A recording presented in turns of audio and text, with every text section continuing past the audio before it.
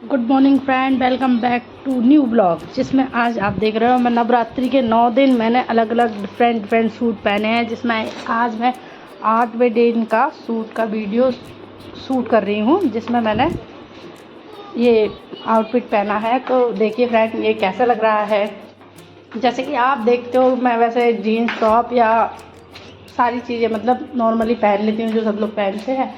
जैसे कि आप देख रहे हो मैं आगे की तरफ बढ़ रही हूँ और आज मेरी बेटी ने भी सेम ड्रेस पहना है। तो हम दोनों ने पिंक पिंक पहना है और हम नीचे मंदिर में आरती के लिए जा रहे हैं।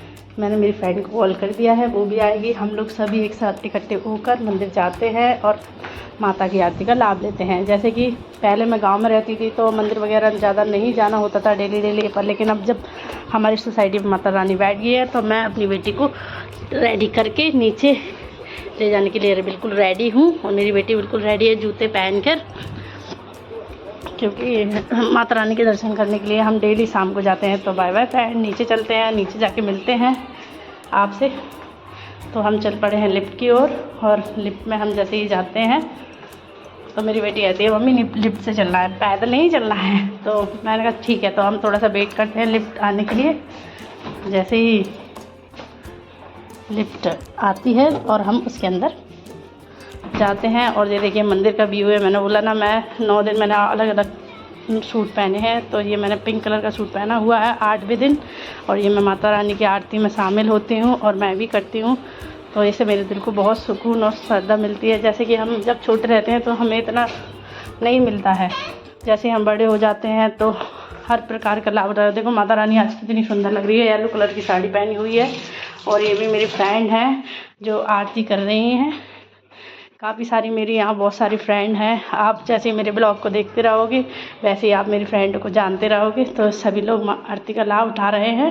आज सभी लोगों ने आरती अपने ही खुद से गाई है, क्योंकि आज कोई आवाज़ चलाने वाला नहीं था रिकॉर्ड इसमें, इसलिए सभी लोग अपनी आरती गा रहे थे और हम सब बड़े आराम से आरती कर रहे थे। जैसे ही आरती खत्म हो गई तो मैं मंदिर में कुछ टाइम के लिए बैठी और मैंने वहाँ थोड़ा सा मंदिर का अच्छा जो हवा होता है वो अपने अंदर लिया। और मेरी बेटी को प्रसाद मिला था जो वो खा रही थी। और जैसे ही मैं माता रानी के फ़ोटो खींची, क्योंकि माता रानी पर येलो साड़ी इतनी जल रही थी।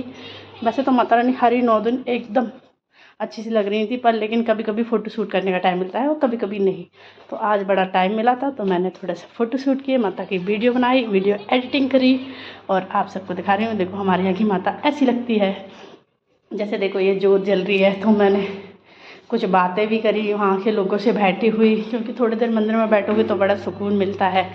ऐसे ही मैंने अपना फ़ोटो भी लिया कि मैंने अपनी फ्रेंड को पहले ही बोल दिया था कि आज थोड़ा मैं लेट जाऊँगी, आप जा सकती हो। तो वो जा चुकी थी और मैं अपने फ़ोटो वीडियो वैसे ही ले रही थी। और वहाँ सेम ही डीजे बज रहा था, एक भैया आए तो ने गाना बजा दिया था। तो सेम ही इतना डांस कर रही थी वहाँ, बहुत सारे डांस कर रही थी। देखो एक क्लैपिंग कर रही है और डांस कर रही है। तो मुझे इसे देख के बड़ा अच्छा लग रहा था, तो मैं और देर तक बैठी रही, क्योंकि बच्चों को मज़ा आना चाहिए और हमें भी, हमारे दिल को भी बहुत सुकून मिलता है। अगर हम मंदिर जैसी जगह पर जाते हैं या कोई गार्डन वगैरह तो भी जैसे मंदिर में जो सुकून है, घंटी ये बच्चा देखो कैसे ढोल बजा रहा था, भले ही कुछ हो या न हो पर मंदिर की जो एक एनर्जी है वो एक अलग लेवल पर होती है। ऐसे वहाँ लोग बगा रहे थे, कुछ ना कुछ काम कर रहे थे। जैसे ये लड़की आई और इसने माला भी पहनाई माता को। तो हमारे यहाँ ये बड़ा ही सुंदर पर्व है कि नवरात्रि आती है और 9 दिन की खुशी सबसे ज़्यादा मिलती है, जिसमें ढोल गाने बजाना और जैसे कि माता का कीर्तन जो भी कुछ देखने को मिलता है। तो मैं अपनी नेक्स्ट वीडियो में ये भी बता चुकी हूँ, लेडीज़ भी कहीं कहीं डांस करती है हमारे कीर्तनों में। और देखो सेमी आगे बढ़ती है, ये मुझे ढूंढ रही है, इसे नहीं पता मम्मी कहाँ बैठी हुई है। तो ये मैं हमेशा वहाँ उस जगह पर आरती करती हूँ खड़े होकर।